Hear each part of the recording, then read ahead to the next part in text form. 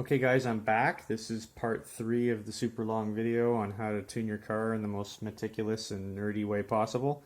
But you know, it'll pay dividends, trust me. So this is, it's unfortunate that I couldn't take the video while I was driving, but you know, reasons. It's just difficult to do this while you're driving. But I'm going to play it back for you anyway, a little bit faster than normal speed, but hopefully this will provide some subtext while I'm talking. So let's just play this this tune, and you can watch while it's going, and I'll try to explain what's going on here. So first of all, I guess you all know already that it's really important to try to get as many of these cells filled in as possible, and you know, it's a lot harder than it might look. You know, particularly at the top end where the RPMs are really high, it's difficult to keep your car, you know, in acceleration mode when you're at the high RPMs, because naturally the car just wants to slow down when you're revving that high. So you really have to just do a watt run basically several times to fill in. Just by sheer luck, you just have to try to do enough watt runs that you fill in every cell at the top end. And I wasn't so lucky this time. Usually it's usually I miss a few cells anyway. That's just the way it goes. You can interpolate the missing cells, but really I guess the most important thing is probably just the bottom row, 95 and 100 kilopascals or whatever the maximum pressure is for your car. Getting those, you know, is going to give you the most important data. Not that the other data isn't important, but it's just like, you know, when you're racing, when you're doing a quarter-mile run, that's the data that you're going to be accessing, is the last 2 rows right there. And the rest of it is just for drivability and street driving of your car, right? Having a good complete table is always ideal. One trick that I've learned for filling in the lower half of the table, because you can see that the lower half of the table is indeed complete. Just put the car into a higher gear, like you know, put it into 4th when you're on a residential street or something, and the car will be very close to bogging and stalling at that point. But you'll get like really low RPMs then, and you'll be able to fill in an entire column just by mashing the pedal, and then you can just downshift 1 gear at a time, and you can get like another column of data at a different RPM. So if you just go through the gears and just mash the pedal in each gear, you'll be able to fill out all the columns. Although I would only recommend doing this once you've been driving normally for a while and you still can't fill in certain pesky cells that are just still blank. Then you can use that technique. It's not really a good idea to start off that way, because then you're just driving the car in kind of an unnatural way that you wouldn't normally drive it, and that can have an impact on the quality of the data. So do your best to just drive normally and forget about the charts, and then when you're on the return leg coming back home, you can have a quick look over at your laptop, see what cells are missing, and then just try to put the car in a gear where you're going to be in that RPM regime, and just you know, stomp on the pedal a few times, see if you can get it to hit those cells. And just be careful while you're driving, because you know, having a distraction like this can be detrimental to your health, to say the least. So yeah, that's basically what I did, and you know, I picked up pretty much everything I wanted to. The results are fairly predictable, kind of what I was expecting already. There was a little bit of knock in my car, but not enough for me to really take notice, because on other runs that I've done, I've noticed that there wasn't as much knock, and sometimes it's all zeros actually. So depending on the weather outside, depending on your driving style that day, you can get a little bit of knock here and there, as long as it's not a lot of knock, like as long as the numbers aren't too high. If you're like hitting 1 or 2 degrees in a couple of cells, that could go away on a different day, and it's not going to damage your engine. More importantly, you know, get your fuel and spark numbers sorted out, and then sometimes that can make the knock just go away, and then you know, you don't need to cut timing. The last thing you want to do is cut timing if the timing wasn't the problem in the first place. So maybe the knock will solve itself, you know what I mean? So give it a chance, basically, is what I'm saying. Unless the numbers are really high, if the numbers are 3 or more, then you got to deal with it, but if the numbers are fairly small, then just keep tuning your fuel and spark, and if it doesn't go away, then you can go back to it and eliminate it.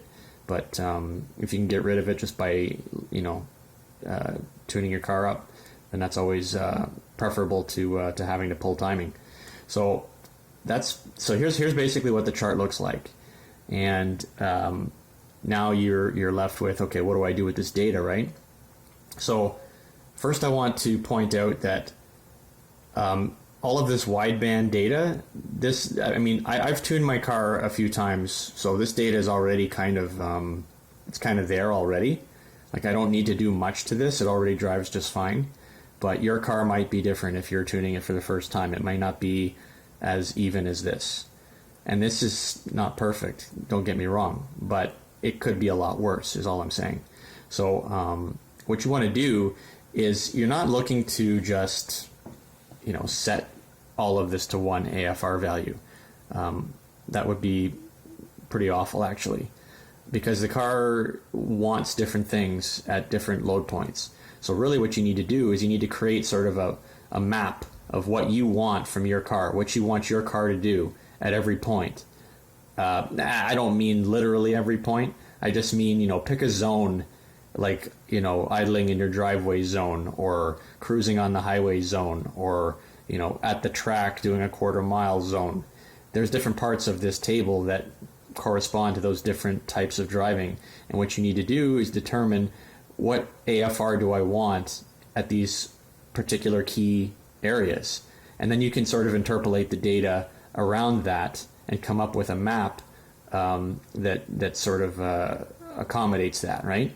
So, you first have to have a means of cleaning up the data a little bit before you start messing around with it. So you can see I've got some holes here. As much as I'd like to do this in Excel, most people don't have the skills to interpolate data in Excel, with basic Excel skills. I don't. I'm sure I could learn it and then do it in Excel for you, but I don't actually know how to do that. So instead of doing that, I'm going to do something a little bit different, which is to kind of cheat and use what's built into HPTuners. So if you go to HPTuners and you go under your main VE table, for example, you'll notice that there's all sorts of nifty tools in here that are designed to interpolate data already. So all you need to do actually is just sort of copy paste your scan data into the tune data, manipulate it here, and then pull it back out again, and don't save anything. Just sort of use this, like, sort of steal the functionality of this just for your own purposes, and then discard it later. So first we have to make it look exactly like this. So we've got pressure along the top, RPM along the bottom. So if you go back to the scanner here, mine's reversed. So first thing I got to do is basically just copy the whole thing. So let's just copy the whole thing, and I'll put copy with axes, I guess, and then we'll throw it in Excel. Okay, so that's fine. And then what you want to do is transpose the data. I'm gonna, yeah, okay, I'll just pick this whole thing.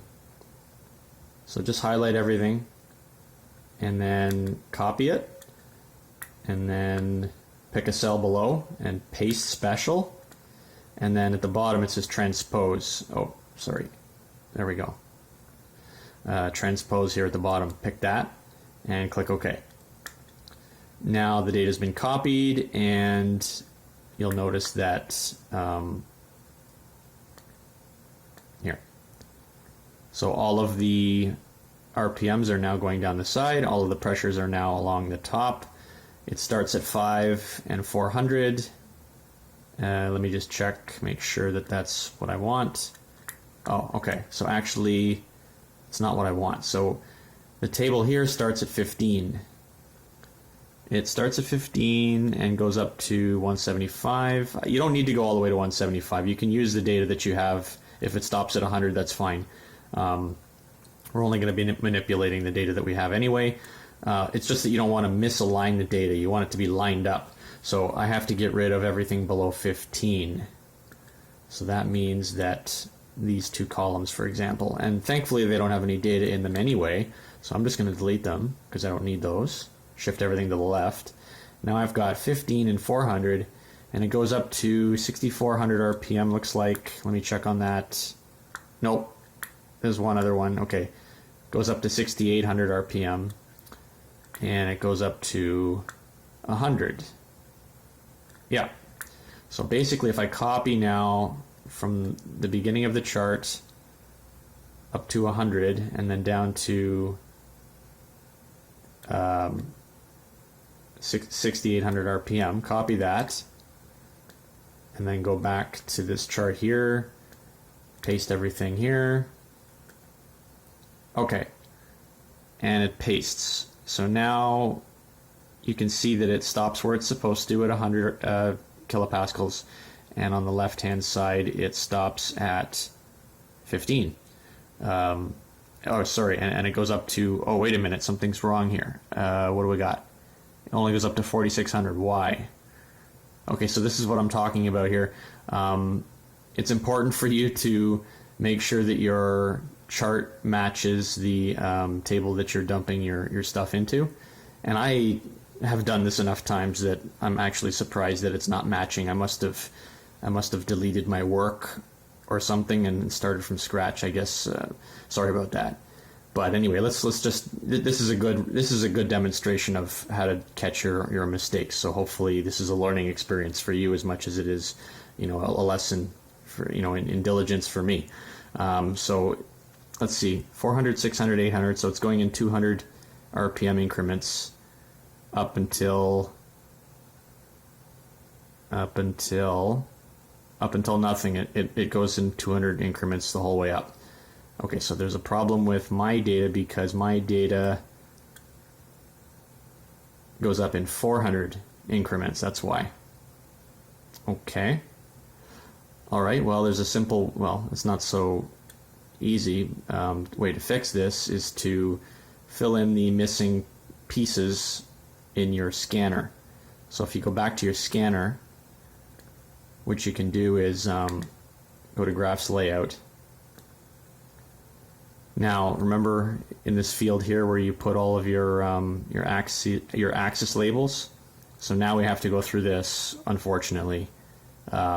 Looks like right around here at the 2400 mark. And I got to start filling in the missing data. So that's 2600, 3000. Okay. And then what you can do is just copy all of this and bring it over to your other tables, because the other tables are going to need to be fixed too. And you don't want to have to repeat your work.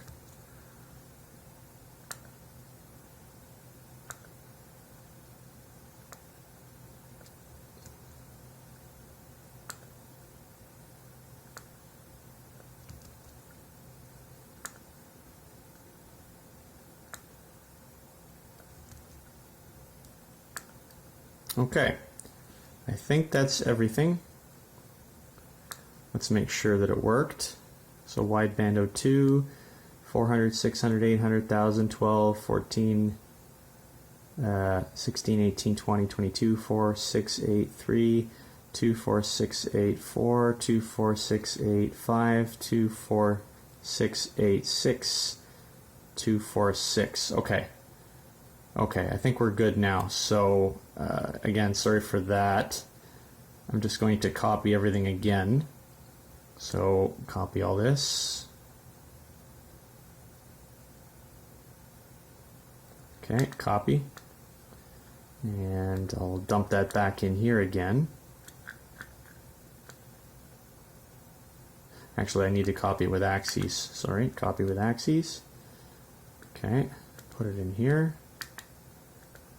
All right, and then do what you did before. which is just to select all of this, copy all of it, and then transpose it.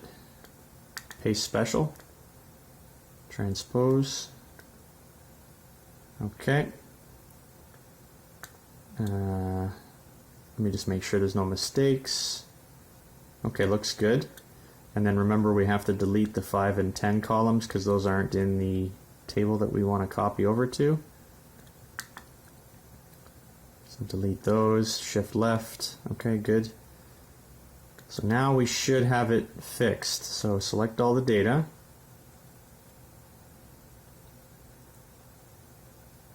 Okay, copy. Go back to your tuner. Paste. Okay, and now it looks like we are at 6,600 RPM, being the highest RPM value, and 100 kilopascals, which is correct. All right, so now we're good there. So go back to your tuner. So now that you've got that, that's really the most important part of it, and now you can just start having fun with the data, just sort of playing with it, filling in the blanks. I mean, let me just change the precision a bit. Okay, there we go. I needed an extra decimal point there. So you don't need to fill in this upper section really. You can if you want to, but I don't think it's a good idea. Because actually you can't even interpolate anything. There's nothing to interpolate. It's just sort of like one big monolithic piece of unknown data. The stuff you're interpolating is more like over here where you've got cells surrounding it with known data. So this is what you can actually work on. And I like to interpolate in the RPM direction as opposed to in the pressure direction, just because RPM is normally what your load point is most sensitive to. I don't know exactly how to explain that, but pretty much you tend to be more stable on the pressure usually. Like when you're doing a watt run, for example, you're in the same pressure regime the whole time. It's the RPMs that tend to change in a more of a linear kind of predictable way. So that's what I usually like to make my dependent variable in this case, and I like to interpolate along that axis. So in this particular case, I'm interpolating in the vertical direction whenever possible. Sometimes it's not possible, you got to do it horizontally, but in this case I can do it vertically. So you just go to interpolate between vertical bounds. Same thing again here. Over here you can do more than one at a time. Whoops. Okay, so you can do like 4 at a time here. And here.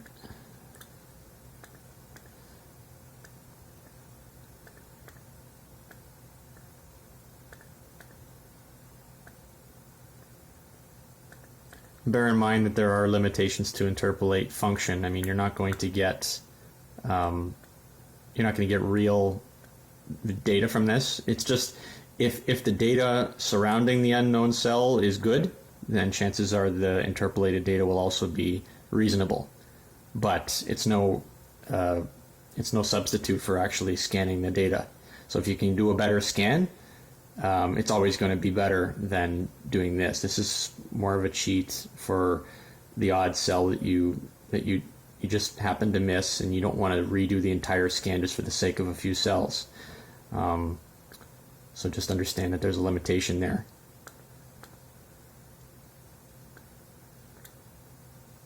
Here's an example where I can't use the vertical direction, so I'm going to do it horizontally.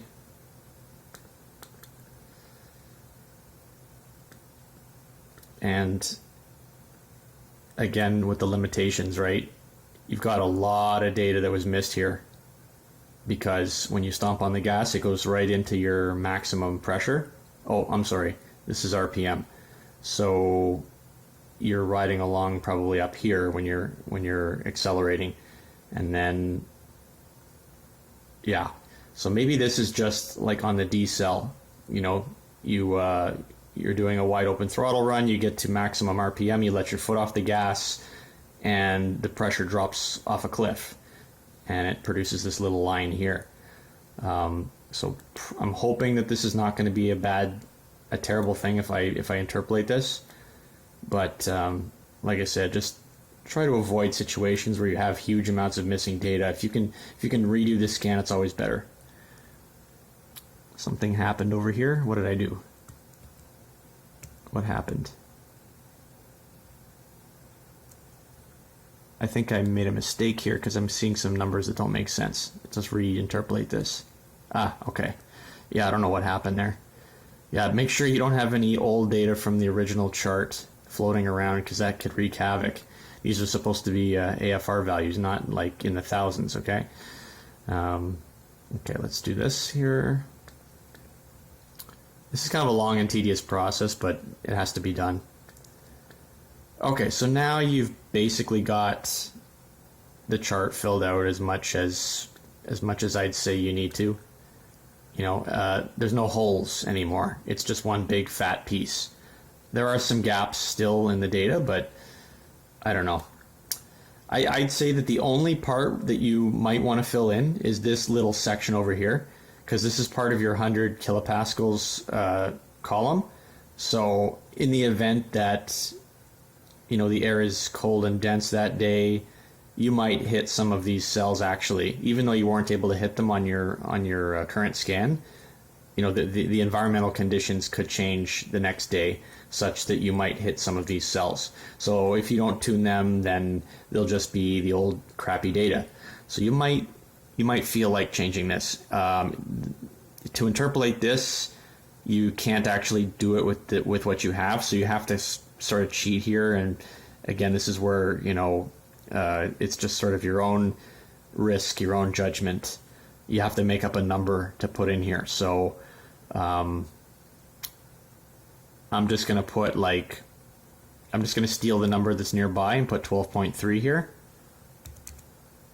And this is totally not good practice. This is just so that I can get this piece here, this section here, interpolated properly. It could be worse. There are worse things you can do, but I think that that's probably worth it, because then now at least you have the entire 100 kilopascal column filled out. So feel free not to follow my advice if you're not comfortable doing that, but that's just what I'm going to do. So now that I've got this big block of data, I got to copy it back over again. So I'm going to copy all of this, and I'm going to go back into Excel again. And I'm going to put it right on top of where it was before. If you haven't guessed already, what we have to do is get rid of all the data that doesn't belong here, because we've copied over some data that we shouldn't have. All the numbers that look like they're in the teens, those can stay. All the numbers that are in the thousands, they have to go. So just, you know, hit the delete key on everything that doesn't look like it's supposed to be there, because this is leftovers from, you know, us using a table that was never intended to do what we were doing with it. And just reference the table now and again just to see where you're supposed to be deleting things. So it looks like I've got a row down here that needs to be deleted, and then a bunch of stuff in the corner. So going back to Excel, on this whole row here at the bottom needs to be deleted. Not the whole row, but most of it.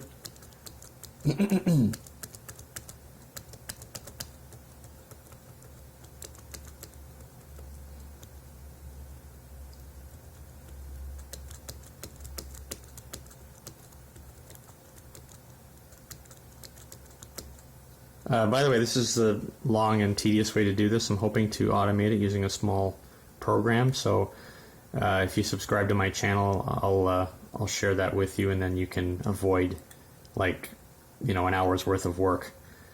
But I think it's important to know how this is done. Even if you do use a widget, having the theory behind it is always good, because it helps you to diagnose problems that you wouldn't have otherwise caught. So anyway, without further ado, I've got the whole thing cleared out pretty much now. So just looking at the data, it looks good. I'm not seeing any numbers there that shouldn't be there.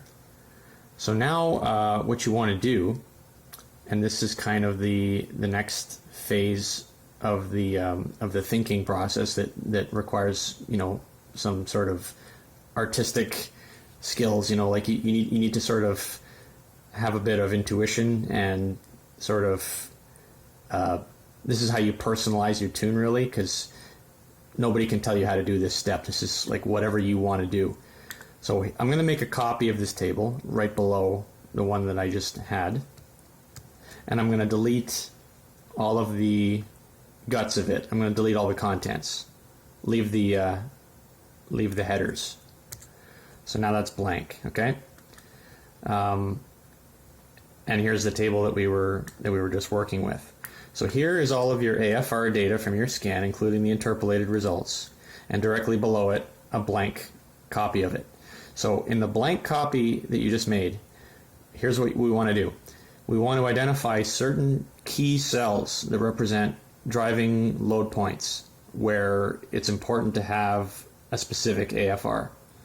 And then what we'll do with that is we'll use that as a map to compare against this chart. So this is your scan data. So you're gonna compare the scan data against the idealized chart that you're going to create down here with all the AFR values that you want. And whatever the difference is, whatever the delta is, we're going to come up with a formula to adjust the scan data to match the theoretical data. And that way you can use your scan data to you can correct your scan data to closer match the theoretical data that you're going to create here. So let's just go through it, and hopefully it'll start making more sense just from going through it. So let's start with, for example, if you go to your first of all, let's get rid of this chart for a second here. How do I where is it? Okay. Sorry, I just want to close that. Right click, undo changes. Okay, perfect. So go to fuel, go to power enrichment, and then EQ ratio for gas.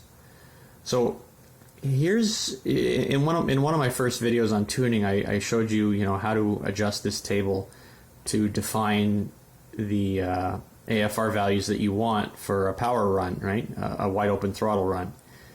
And in my case, I've got 1.155, which corresponds to 12.7 AFR, and that goes from 4750 up to 5250. Well, really, it goes up to 5500 actually. So this is the area where I wanted to have that sweet spot, that ideal AFR that gives you the most power. And then below that, I wanted to gradually reduce the AFR, bring it closer to stoic, because AFRs that are closer to stoic will burn a little bit slower, and in the lower RPMs you want that. In the higher RPMs you want the mixture to burn faster, and a mixture of, or a lambda of 1.22 or EQ or whatever of 1.22, that corresponds to 12.2, I believe, 12.2 to 1 AFR ratio. So basically what you do is you figure out, okay, what's the fastest my car operates at? What's the fastest RPM? In my case, it's 6,600. So at 6,750, I've got 1.22. And I interpolated that back to where I had the 1.155. So let me just show you what that looks like graphically. It looks like this. It's kind of a little bit of a step function, but it's more or less like a ramp with a bit of a step in it. And the reason for the step is just that I wanted to hold that 12.7 to 1 during the part of my power curve where I'm making power, which for my car is like the high 4,000s up to the low 5,000s. That's where I'm making peak torque and peak horsepower. So that's when I want that 12.7 to 1. So it's holding that here, and then it goes up and doesn't go any higher than 12.2, and then on the low side it goes down to, I don't know, whatever this is, 13 point something to 1, It's not too important really. The only thing in my case that I wanted to do was just, lean it out at the lower RPMs. But anyway, the reason I'm showing you this is because this is going to be kind of what your high pressure row is going to look like. So going back to Excel again, your high pressure row is your 95, 100, this area here, these columns, starting at 400 going all the way up to 6600, right? So what I want to do is I want to say, okay, I know that I want 12.2 in 6600 RPMs. So let's put that there.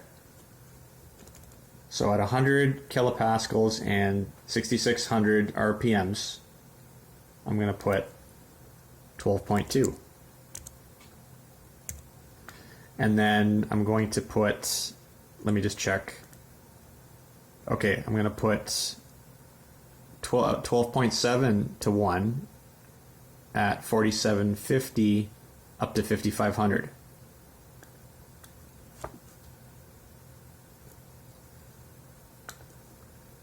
Okay, 4750 is around here, and 5500. It's about this range here, from 4800 to 5400 approximately. So for here, I'm going to put 12.7.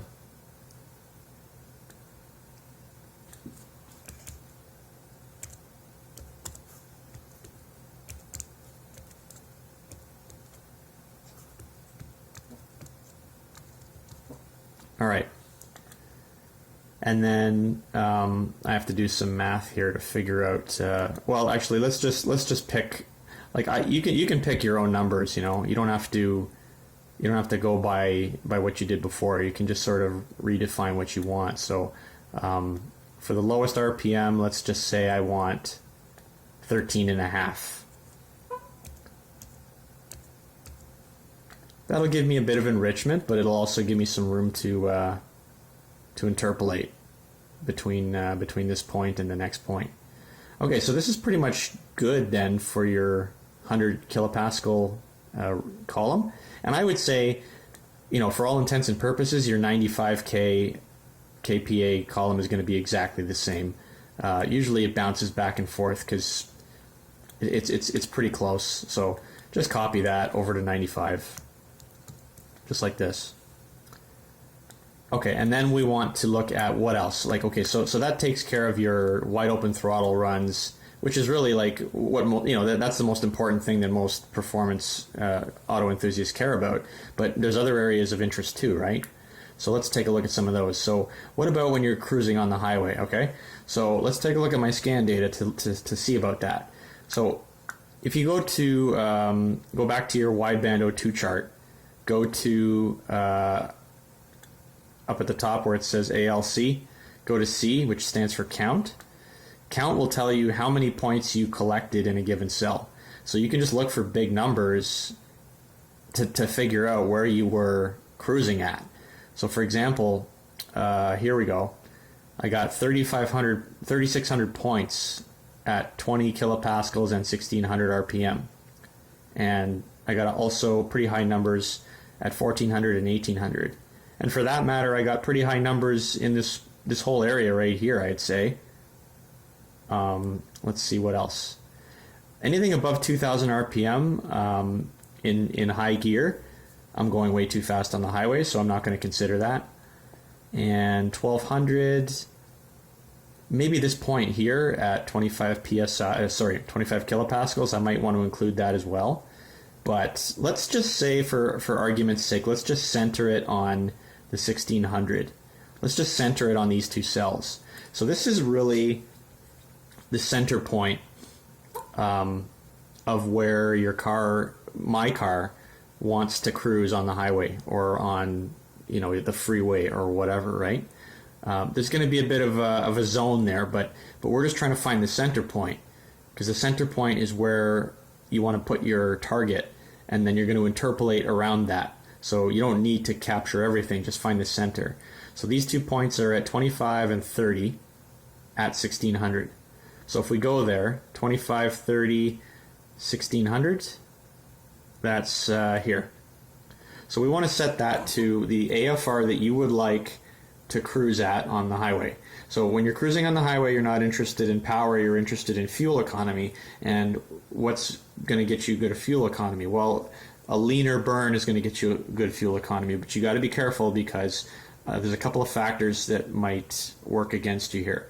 Number one, you could mess up your catalytic converter if you're running lean for a very, very long time, because the cat needs to have a mixture of gases passing by it in order to operate at full efficiency.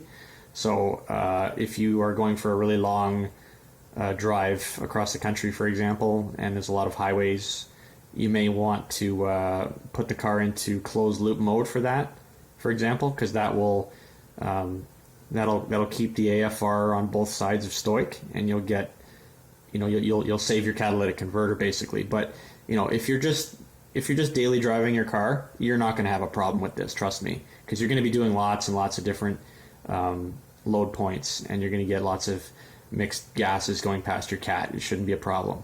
So for me personally, I like to target something around 16 to 1. Sounds a little bit high, maybe it is, maybe I'm pushing it, but I think 16 to 1 is probably I mean, in my experience, I haven't had a problem at that AFR. It doesn't cause the car to stumble or anything. I don't have any drivability issues. The car will run fine at 16 to 1, so that's what I'm going to put in here. And then remember, you're going to interpolate around that, so the numbers will drop off and you'll get more fuel around those numbers. Those are just like, the optimal points, right?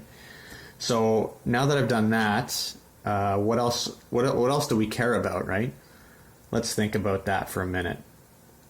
So, by the way, it's a good idea, because we're going to be using interpolation.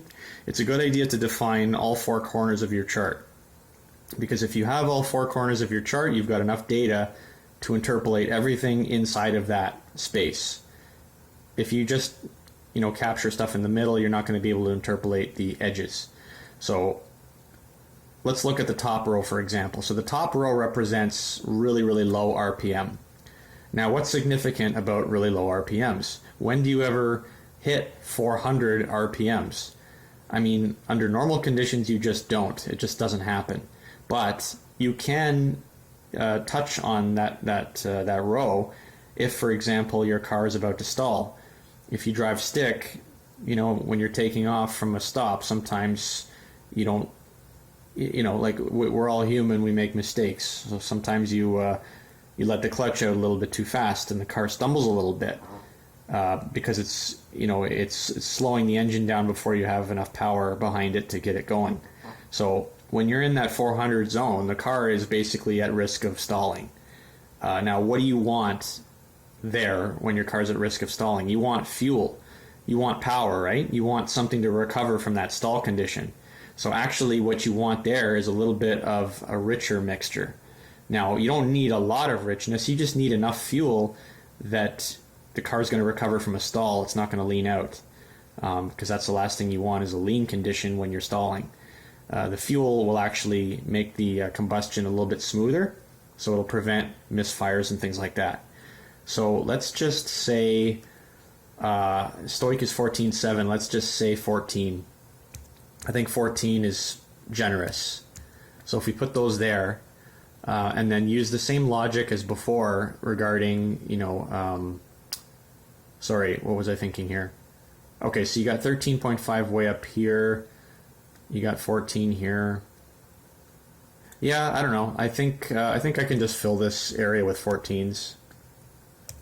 So let's just do that. We'll just put 14s here. So that takes care of this corner of the graph on the top row. We've got this corner covered over here. We've got this bottom corner covered over here. The only part we haven't figured out yet is the high RPM low pressure. So high RPM low pressure, guess what? That's deceleration. You're probably never going to hit these cells. It's basically almost impossible. So it doesn't matter what you put here. What does matter is the cells that are going to be interpolated between this point and the rest of the points. So it kind of matters in the sense that you need to drive the other cells where you want them to go. So let's just sort of figure out what we want to do here. I mean, you want a little extra fuel when it's at low RPM, but at high RPM, that's, you know, like it doesn't matter. So what do you need in the mid-range? Let's look at the mid-range, because this might actually be doable. So 800, 1,000, 1,200.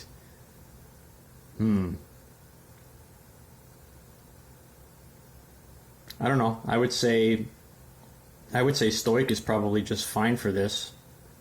So maybe we can just sort of put this a little bit leaner. We'll put this at like I don't know, 15 or 15.5 maybe. Let's just put it at 15. Yeah. Oh, because you know what? If we interpolate from 15 all the way over to 12.2, this is at high pressure. Yeah, so basically what you don't want is you don't want anything in this area to be lean.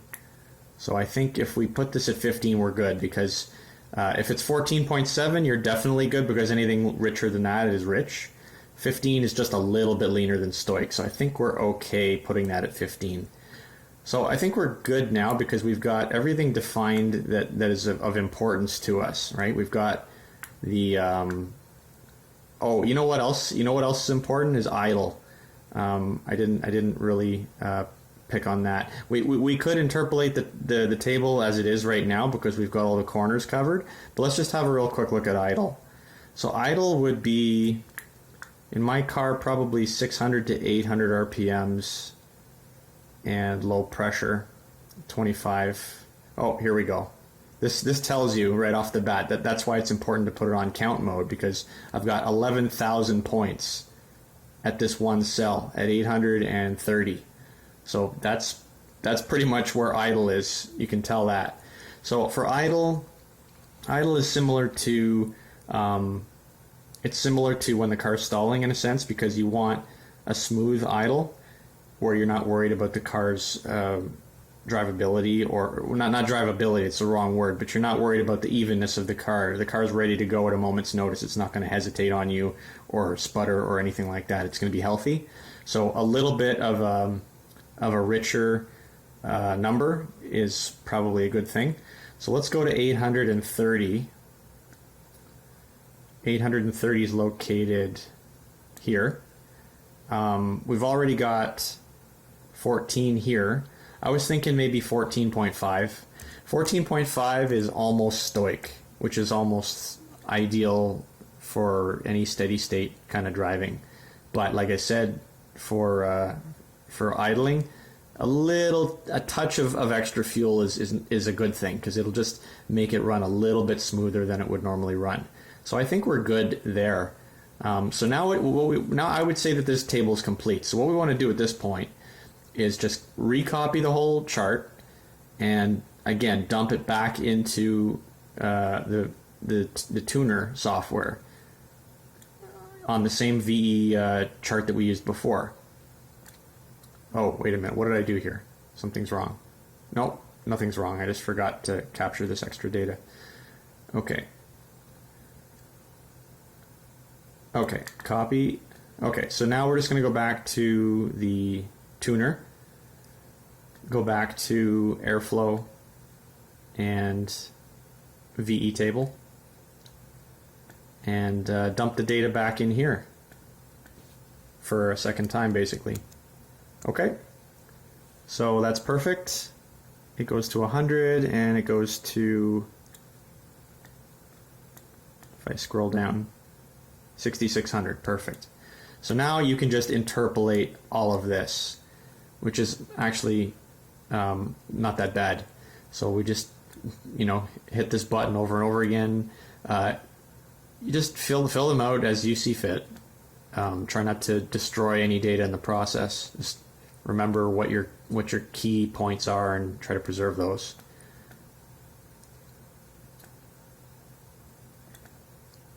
I'm thinking I should probably put the 14.5 here as well. There we go.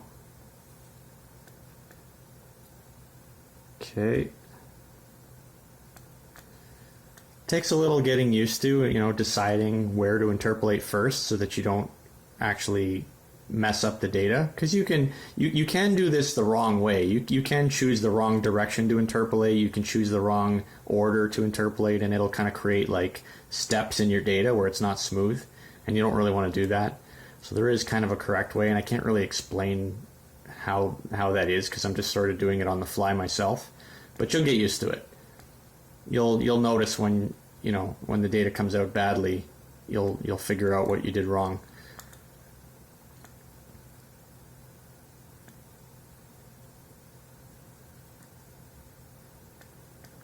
So you just want to basically make all of this blue by interpolating everything that isn't blue.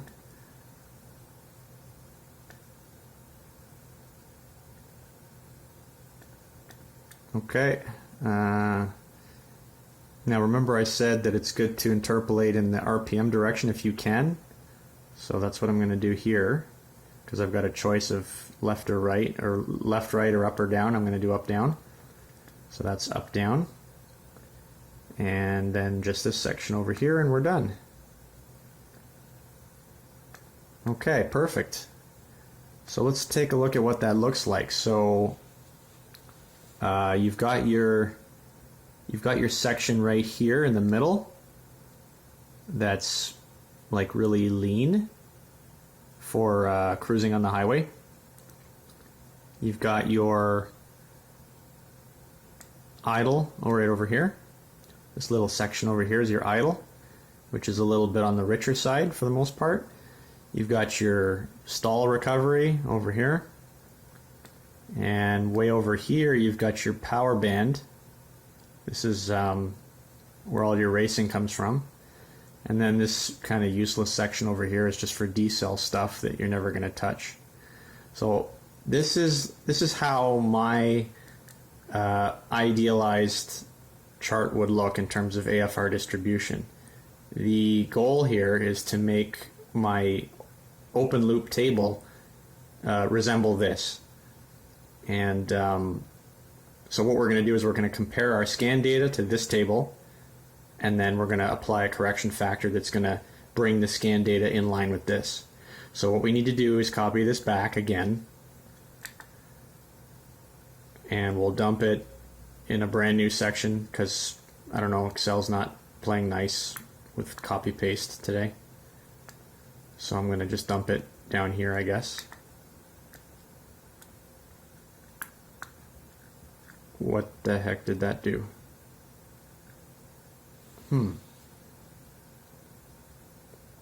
Okay, so that didn't work the way I wanted it. So what I'm going to do is I'm actually going to just take one of the original charts. Sorry, I just have to do this properly. I'm going to take one of the original charts that did copy correctly, and I'm going to copy it, paste it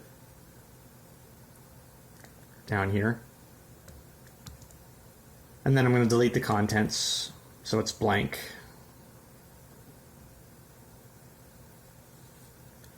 Delete that. Go back to my tune here. Copy everything. And then paste it here. Okay. I should actually probably maybe put a line under this because it looks like it could be part of the data. I just want to make sure that it's not confused as part of the data. There. Otherwise the 15 looks like it belongs to the AFR data. So here's the table of ideal stuff, and geez, where's the table that had all the, okay. So I think this is the second table here. This is the one that had, let me just make sure of that. Yeah, this one had holes in it. Okay, so the second table over here, this is the one that had the actual scan data that we had all the holes filled in on. I'm going to hide the one above it so I don't get confused. Let's hide that. And the rest of the ones that we don't need, I'm going to hide them too. So let's hide this stuff.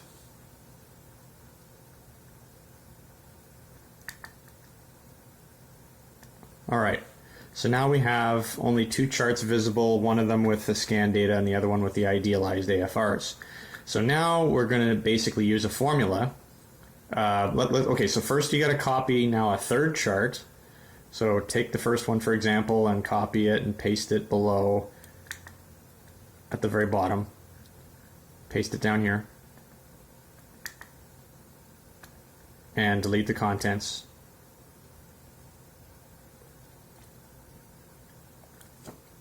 Okay.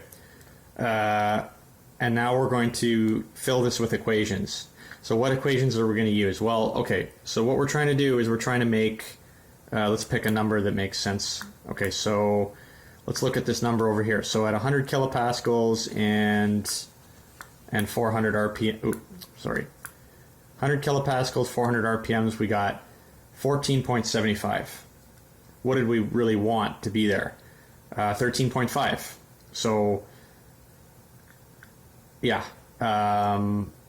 So I need to bring 14.75 in line with 13.5.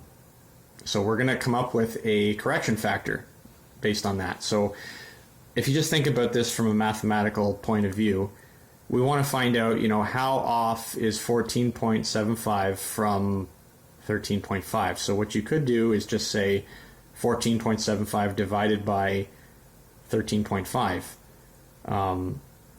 But that'll give you a number greater than 1.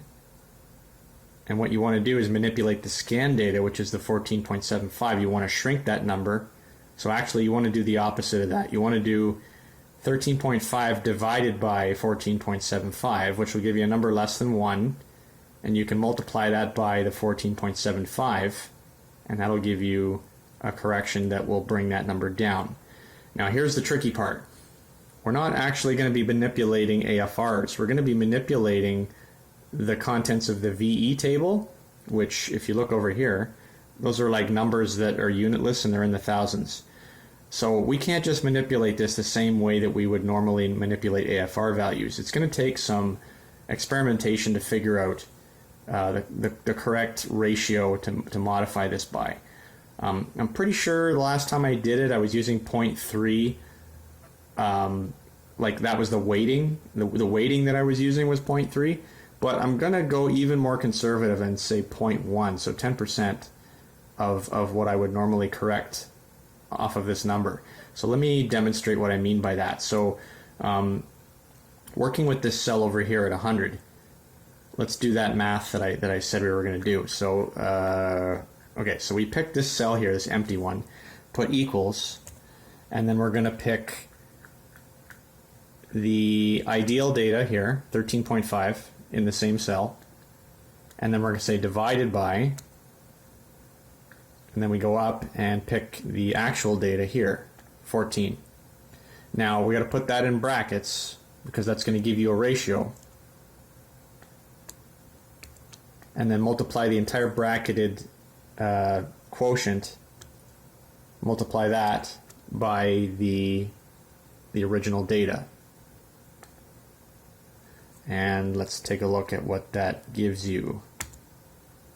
Okay, so it works because we wanted 13.5 from 14.75, and the ratio that I just picked, this ratio here, will give you that. So now what we need to do is we need to multiply this ratio. We need to multiply this by the VE values, the original VE values that were in your VE table. So we need another chart. So let's go back to the chart again. Let's go back to the tuner again. And we're going to exit out of this because we've been playing with this and we don't want to save this. So let's exit out of this and undo the changes. Now go back in. Now we're going to copy the entire table here. And we're going to put that below this table here at the very end. Okay, now, actually, you know what? I think I put one too many charts in here. I mean, I'm doing things kind of inefficiently, basically. You don't need to have this many charts. So probably I should have put this, let me cut this and put it where it really should be. It should be in between here, actually. In between the second and third tables, I should have put it here. So I'm going to put it here and shift everything else down. Okay. I'm going to delete this one over here because I don't need this anymore. All right. Okay.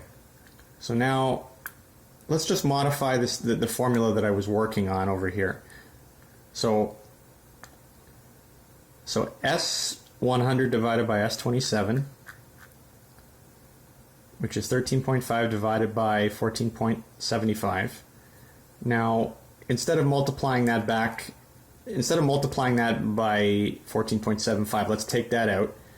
We're going to multiply it by the VE value instead, which is this one over here.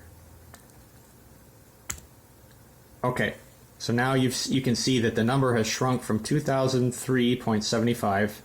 It's shrunk down to 1833.94. But as I said, you can't just do this straight up ratio thing because it's not apples to apples. You know, you're playing with VE values here. So I have to attenuate this a little bit. So like I said, I'm going to pick a factor that I'm comfortable with that'll allow me to creep up on the real answer without overshooting. And I'm going to pick 10% of this ratio. So multiply this by 0.1. I could be wrong about that, but we're just going to have to find out. Something went wrong here. What did I do? Oh. Okay. Sorry, my math is wrong here. In order to attenuate the ratio, you need to do something a little bit more complicated. So let's just go back a step, because I don't want to lose everyone, watching the video. I don't want to lose, because it's not quite as simple as it seems. So the ratio of the difference between what we want and what we have, the difference between 1475 and 13.5 is 91%. In other words, we're about 9% off, in terms of the AFR from where we should be.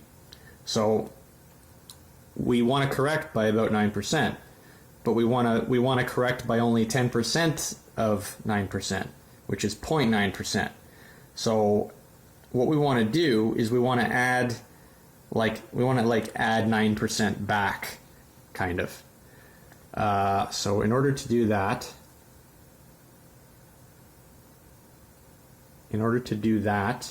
okay, so what we're going to do is we're going to do 1 subtract this. Okay, so the difference that we need to chop is 8.47%. So we're going to take this now, and we're going to multiply the whole thing. So we got to put the whole thing in brackets. The 1 minus has to go in brackets, and then this times 0.1. Okay, that gives us what we want. Now, this needs to be subtracted from 1 again. So we're going to do 1 minus. Okay, that gives us the 99% we were looking for. Excellent. And then finally, we need to take this and multiply it by the VE value. So it's a lot of math. It's not easy, but put the whole thing in brackets again for like the third time, and then multiply that by the VE value, which is this one here. And finally, we get something that makes sense. So from 2003, it's getting dropped to 1986, which is far more reasonable. That's only a change of 1%, which should be fine. Like I said, if this isn't the correct factor, if it's too little, at least you can sneak up on it. If it's too much, then you'll have to abort and try again with a lower number. I think 10% is probably okay. 10% of the difference, that is. So the weighting is 10%, which is very small weighting. I think we're okay with that. So now what you can do is just copy the formula all the way across, which is the easy part. Just drag the cell across, and then take that whole row and drag that down. Drag all that down. I don't know how far I need to drag it. Oh, there we go. There we go. And I think, was there something in 105? I think there might have been one value in there. Just going to drag it over. Okay, so now you have to do a bit of cleanup. So this is basically done, but you need to do some cleanup anyway. You need to delete all the stuff that says div 0. This is where the formula just failed. So you need to delete all this. So everywhere you see div 0, just delete that.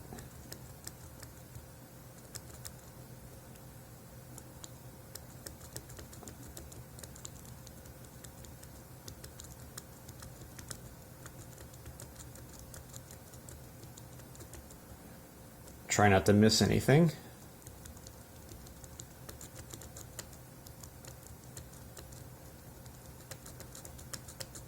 Okay, so I think we're in good shape here because we've got all the numbers are done. Now here's the fun part. Here's the part where we finally get, we're finally kind of done the worst of it. The worst of it is over, and now it's kind of like, a little bit easier in terms of intellectualizing stuff. So you can take all of this stuff here, just copy it, and overwrite your original VE table in the tuner software. Go back here. Let me just make sure that this is actually unchanged. Okay, good. So go into your closed VE table and just paste. And what happened? Okay, so I'm assuming that the spots in orange that don't appear to have changed, I'm assuming that's because the AFR actually was what it was supposed to be. So let's just test that theory out. So 90, let's do something more fun. Let's do the 100 kPa column. So 100 kPa and what is that?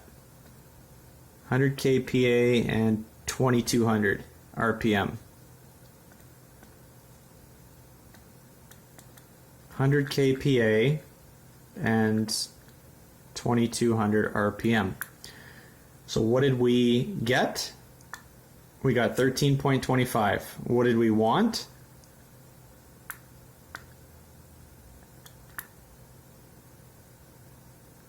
$13.25. See?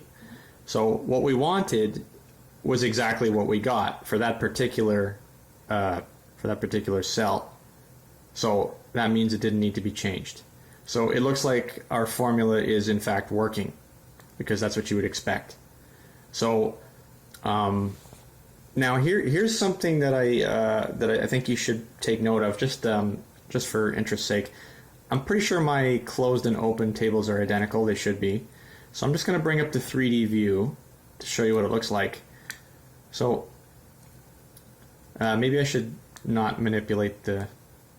Here, I'll just leave the view, the default view. Okay, this is the default view.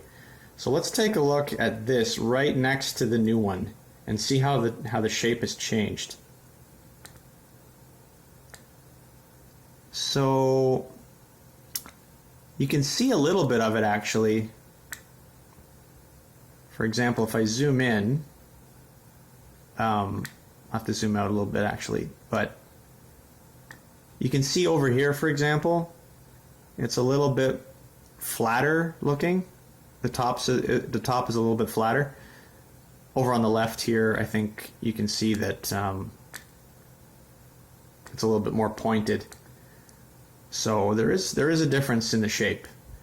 Now, once you've done your copy paste, I have to warn you that because my car's already been tuned many times and I've already gone through this meticulous process many times, My graph doesn't look too bad, but if you're doing this for the first time, you might get a lot of jagged pits and hills and valleys. You might get some weird spikes going on. Some really funky stuff might happen to your surface because of bad data points, and the quality of your interpolation will also affect that too. So there is a lot of hand working that you need to go through to fix that, unfortunately. Take a look at this curve over here, for example, and then compare it to, I guess you can't see it, but this is the same curve and it's got a little bit of a dip in there. So I guess, I don't know what happened, but somehow that kind of fixed itself, I guess. So really what I'm getting at here is, you're gonna dump this data that is hopefully good data, but no matter how hard you try, no matter how good you are or how careful you were, the surface is never going to be totally smooth. And you might decide that that's okay, but then you might not. You might, because I'll tell you why. Like, the smoother your chart is, the better your car is going to drive. Even if your numbers are wrong, you don't want interruptions in the data. A smooth data set will behave better than a choppy one.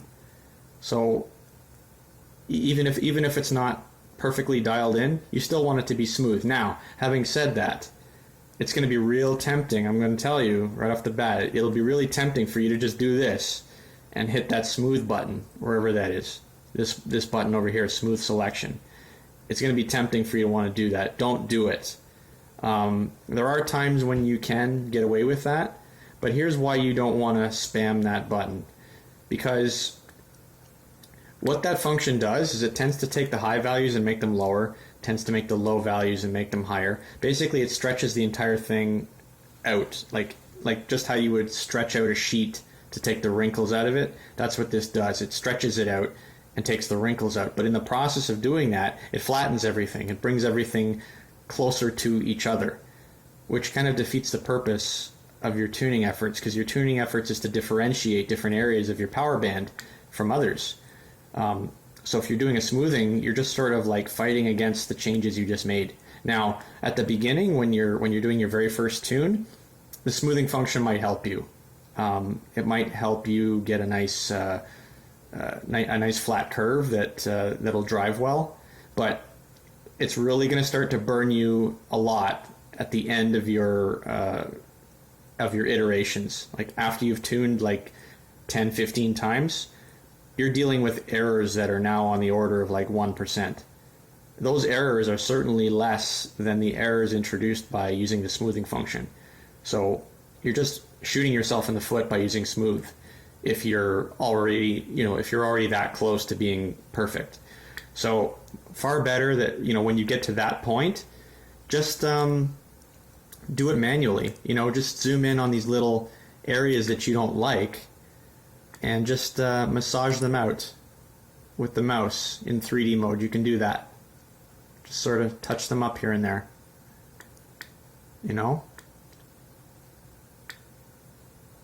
It doesn't take that long. It's not too bad.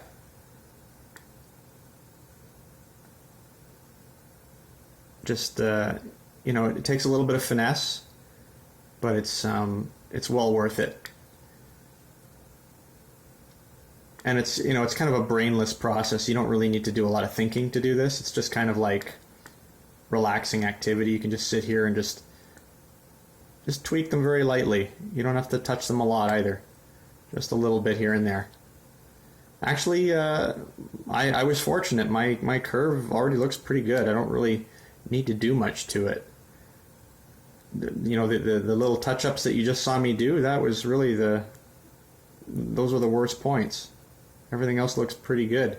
And this is a testament to what you can achieve if you're careful. If you do all the prerequisite steps and you cross your T's, dot your I's, basically you're just very careful up front, it'll reward you later because you just won't have as much work at the end. I mean, what sucks more than doing all this work, you know, in Excel and everything like that, and going through all that nonsense, and then having a tune that looks like garbage when you're finally at the last step, you know, and just throwing your hands up at that point and being like, well, shit, you know, I need to do this all over again because it sucks, right? That's no good. You don't want to have to do that.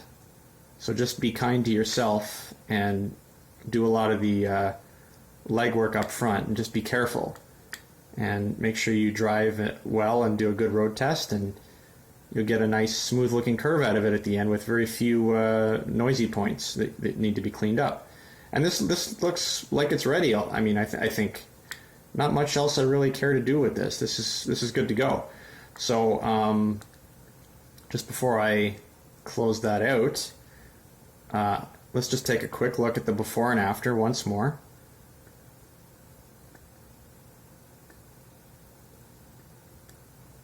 I just gotta do this so that you can see both of them, sorry.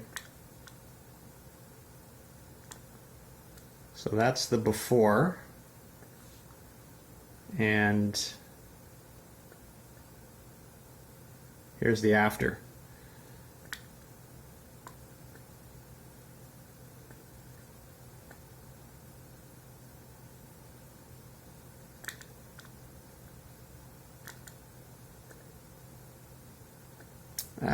It's not easy to see like this. Sorry. I don't know how to make it look better, but is that okay? I think I'm stuck with with showing it like this, unfortunately, but hopefully you can see that. So original is on the left and new is on the right. Maybe if I swap it around, I don't know. Maybe this is better. How's that? So in this case, original is on the right now, and new one's on the left. That looks better, actually. I think I can live with this view here. Okay, so you can see that they're different. You know, there's been some changes. Especially these areas over here that seem to be kind of rough looking have pretty much been smoothed out, which is really odd because I didn't expect that to happen, but it seems to have kind of smoothed itself out. Very, very odd that it did that. And I think the reason that this little ridge happened in the first place is because when you are driving a stick and you're shifting gears, there's these RPM area, these RPMs that tend to get messed up because you shift at the same RPM all the time. Like when you're shifting from first to second, you tend to shift at the same RPM all the time. So the clutch is always disengaged at that short interval of time, and it creates these little ridges in your tune. I think that's what this is about. Very strange to see that it's not nearly as obvious in this tune over here, though. That is strange. Not that I'm really complaining or anything, but I haven't seen that disappear before like that. Maybe I'm just getting better with my technique. You know, this is one of the advantages of doing a YouTube video. You walk through the process for other people to learn, and you refine your own skills, I guess. But just to be absolutely sure, yeah, this is the new table. That's very strange, but anyway, I'm not going to complain. So this looks good to me. I think this curve looks nice. That's only I'm only saying that because I know what my own fuel curve is supposed to look like. But yeah, there it is. So from this point on, you know, you've completed that step, which is the big hurdle. Now, if you want, you can do spark. So you go back to your tuning values here. You look at your spark table. Look at the knock retard table. So check your knock table. Just see, you know, where is the knock. You know, there's some knock where you would expect it to be in the high pressure rows, the 95 and the 100. But pretty much in the middle area here where you're cruising, even,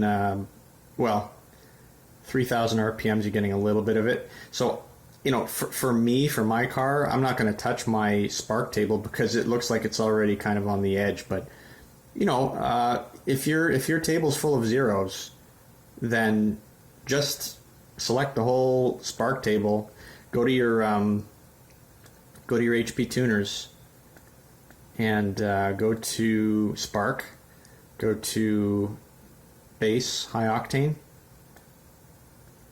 over here, Base High Octane, and just select the whole thing and go to up at the top here where there's a field up at the top, and just put like 0.5 or 1, for example. You could up it by 1 degree if you want, or if you're more conservative, you can up it by half a degree, and then just hit the plus button.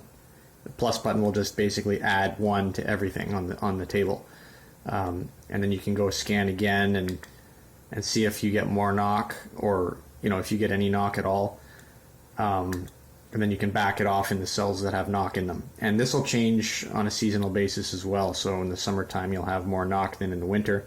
So your winter tune, if you tune during the winter time, you might get away with a certain spark table, and then you'll notice that knock just sort of appears out of nowhere when it gets warm outside. Well, in that case you might have to have like a summer tune and a winter tune. No big deal, you can do that.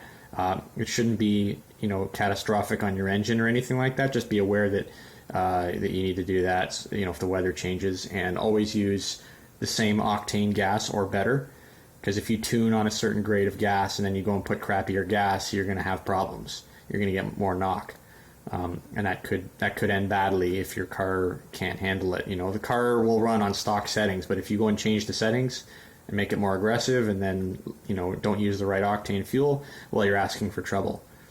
Let me show you one more thing that you can do with the tune that I produced. So if we go back to temperature, as I said before, go to count for a second and have a look and see which column has like the most numbers and stuff in it. The most data recorded, the most numbers. I'm tempted to say that this 2200 column looks pretty good. Maybe the 2400 looks even better, but I think the numbers are higher in the 2200. There's a couple of high numbers in the 1800 and 2000, but there's some missing data there as well. I don't know. Let's just pick, because I don't want holes in the data, it won't graph properly. Just for the sake of demonstration, you know what? Actually, I'll just copy everything. Or at least I'll copy a bunch of them. Let's copy a bunch of stuff here, and I'll throw it in Excel and show you what you can do with it. So what you can do with it is this. Just paste it somewhere. Okay?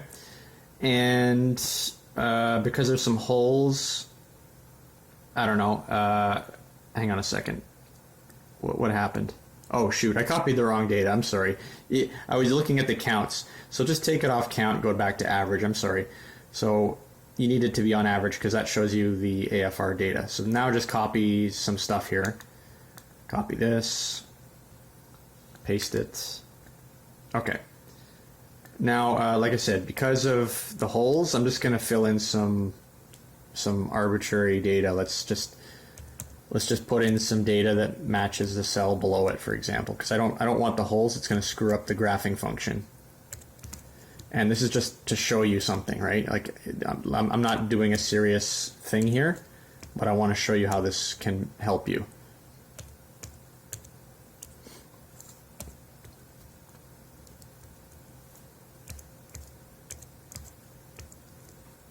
Okay.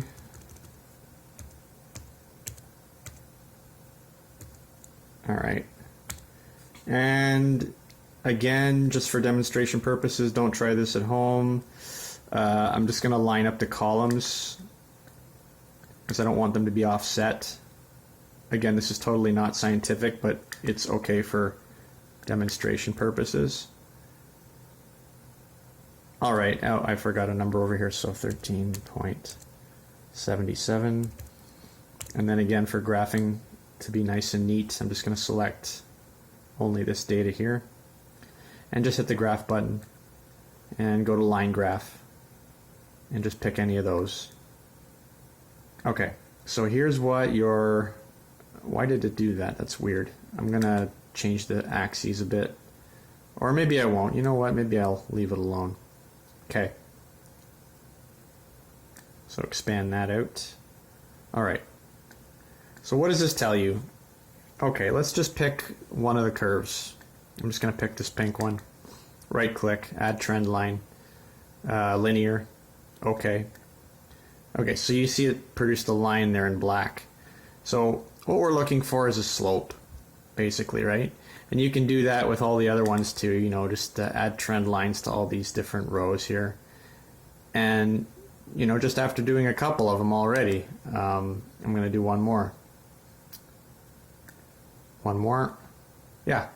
So after putting trend lines on 3 of the curves, all of them are slanted up. So the slant is very, you know, small actually. It's not a lot. If I blow those away, I'm just going to blow them away so you can see the original data. If you didn't have those trend lines, you wouldn't be able to tell that there's any pattern here at all. These data points, they're all falling pretty flat actually, between 14 and 16 pretty much, which is good to see. You want to see that. What that means is that your AFR values are fairly insensitive to temperature. But they did have a very gradual tilt up, which just means that they're getting leaner towards the bottom of the row, towards the bottom of the column, so, you know, the data is being graphed from top to bottom, right? So at the bottom of the column, the values are a little bit leaner. And if we go back to the scan tool here, all that means is that, you know, your hotter temperatures, your higher temperature values in Kelvin here, are a little bit leaner than the ones up at the top. So what that means is that there's a very slight error that needs to be adjusted there. And I gotta find the table. Okay, here it is. So under airflow and general, go to charge temp multiplier. So what this is a table that allows you to add a multiplication factor depending on the charge temperature, which is the intake air temperature. So that's what we were graphing, right? We were graphing intake air temperature along the left axis here versus RPMs. And well, so here's the point. Like, I broke it into RPMs to make the table more two-dimensional so that you can get a more complete idea of how the AFR is changing with temperature. This way you can look at each individual RPM and you can say, okay, are all the trends going in the same direction, or does the trend reverse itself at high RPMs, for example? If you find that there's a trend reversal, it may not be in your best interest to muck around with this table, because you could be fighting yourself on one half of your load points, and the other load points will be fine. However, if you noticed a global change in direction that seems to be consistent, it's just better to have a more complete view like this to start with, and then you can compress and flatten that into a one-dimensional table if you like. But having the data up front is never a bad thing. It just gives you a more complete understanding of what's going on, and then you're more educated, you're more confident that the changes you make are going to have the effect that you want. So have a look at this table, plot it out, get the trend lines, evaluate that, make a decision as to how much you want to correct that by. Let's say that all of your trend lines are the minimum slope, for example, of the minimum, the least tilted trend line. Let's say that there's a difference of 3% between one end of the trend line and the other, between the left edge and the right edge of the trend line. There's a difference of 3%. Let's just say, for example. And let's say that all of the other trend lines for all of the other RPMs are greater than that. You may decide, okay, well, all the RPMs are acting differently, but at the very least, they're off by 3%, no less than that, definitely. So you might want to apply a global change of 3%. So what you could do is you could say, okay, well, the higher RPMs are leaner by 3%, so I need to add more fuel. So what you would do in that case is, let me just check to make sure that I'm going to give you the correct information. Multiplies the VE table. Okay, so actually these factors here, they go back to your VE table and multiply those values by these factors, which is to say that you're actually, like, if you're multiplying by a number greater than 1, you're actually increasing the fuel. So numbers greater than 1 means that you're richening the values in the VE table. So if your trend lines are slanted in such a way that the AFRs you're recording are getting leaner with increasing temperature, then you're going to want to increase this end of the table. Let's say this cell here, you want to increase that by 3%. Or, if the total deviation is 3%, maybe you increase this one by 1.5% and you decrease this one by 1.5%, and then you interpolate between them. You know what I mean? So you could do that. Oh, and by the way, be careful, because whatever temperatures you logged, you should bear in mind that may only represent a small section of this. So if you're only logging between, what did I log here? I logged between 293, which is 20 degrees Celsius, and 311, which is, I think, I don't know, what is that? 293, 303, 313. Let's say it's 20 degrees worth of data, starting at 20 Celsius. So starting at 20 Celsius would be here, and it only works for 20 degrees. So actually, the data that I collected, which, and I didn't need to collect anymore because all my temperatures fell within that regime. I'm only looking at these 3 cells here. So if my curves are off by a minimum of 3%, I would raise this one by 1.5%, I would lower this one by 1.5%, and I would just interpolate this middle cell here, and that's it. That's really as simple as it goes. The rest of the data here is inadmissible because it's not even, you're not even touching those values. You could look at the line view, like see this chart view here, and if you've gone and tuned those middle 3 values and created a step, or a line of a different slope, you could go ahead and adjust the data around it so that it's all got the same slope if you want to, but you don't need to. The only data that matters is what your car is actually experiencing when you're driving it. So tune what you have data for, and then the rest of it is up to you. But that's how you can really zero in your VE table values. That's like the finishing blow to tuning your VE table.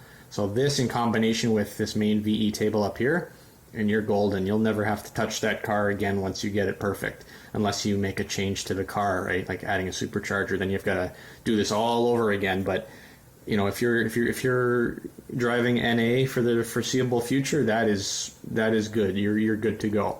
The rest of the stuff you don't really need to touch, I think. So yeah, just tune the spark and that VE table, and you are golden.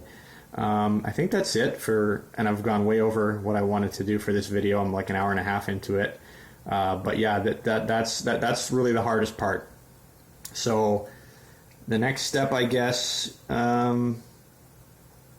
don't know, there's a lot of other little nuances to tuning that I could get into. I'll have to think about topics for future videos, but if you go through this process over and over again, 5 to 10 times, your car is going to be dead nuts centered. You're not going to have any problems with it. You're going to be so ready to do anything to it. Heck, if you threw nitrous on the car, it might just survive without making any changes at all if you've got it tuned this good. Not that I recommend doing that. I'm just saying, like, I've seen a lot of videos where people just throw power adders on the car without retuning it and it survives. Well, if any car is going to survive, it's going to be a car that you've done this process over and over to. Then it'll be like in maximum health.